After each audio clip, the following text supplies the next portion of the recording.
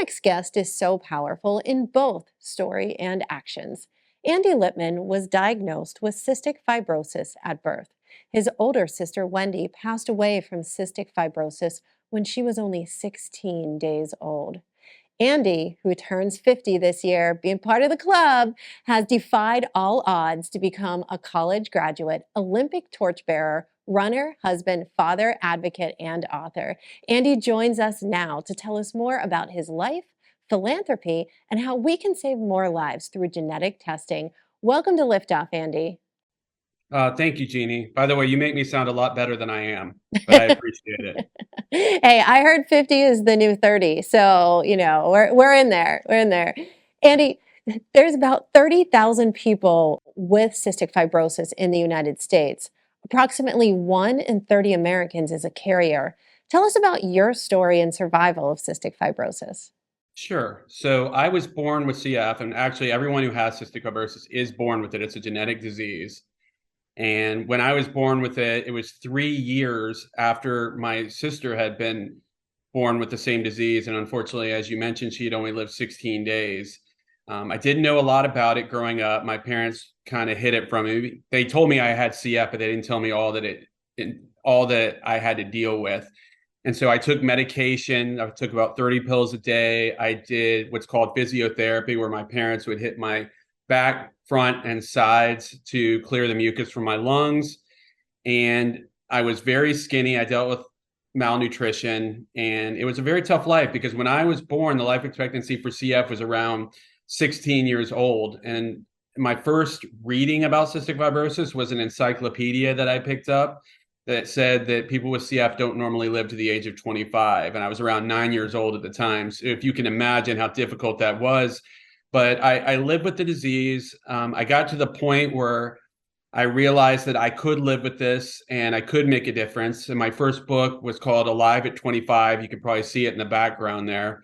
And the reason I wrote it was because of that encyclopedia that said I wasn't supposed to live to 25. And I just wanted to make a difference for other people who had maybe read the same thing. And since then, I've written about 5 books. And all of it, we are trying to raise funds for the Cystic Fibrosis Foundation and other organizations for CF. So that's kind of my story. Well, your story gives me chills. And I didn't realize that cystic fibrosis was genetic.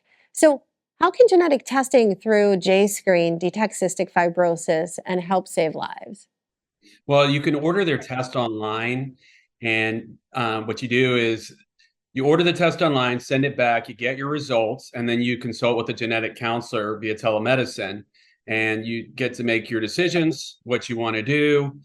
And the way that works with CF, so there are the parents both have to have the CF gene. So both of you would get tested. And then if they both have the CF gene, then there is a 1 in 4 chance that the child will have cystic fibrosis. And that's kind of how J screen works with that.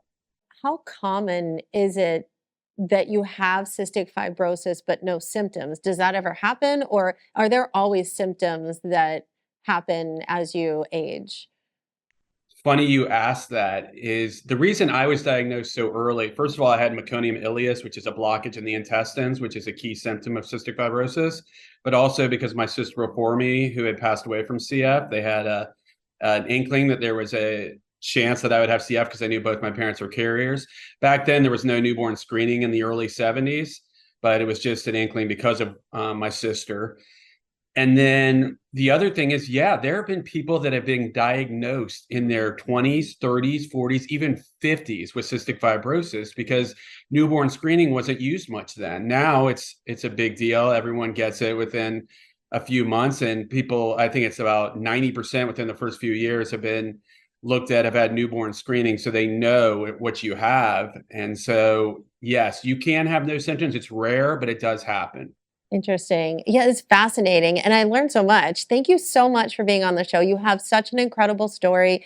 You're such an incredible person.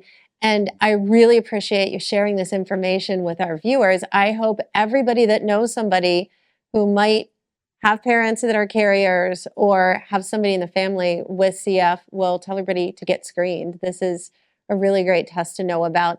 And congratulations for all of your accomplishments. Thanks for being on Lift Up. Thanks, Jeannie. All right, when we come back, we are joined by international business coach and best-selling author Hilary DeCesar. Don't go away.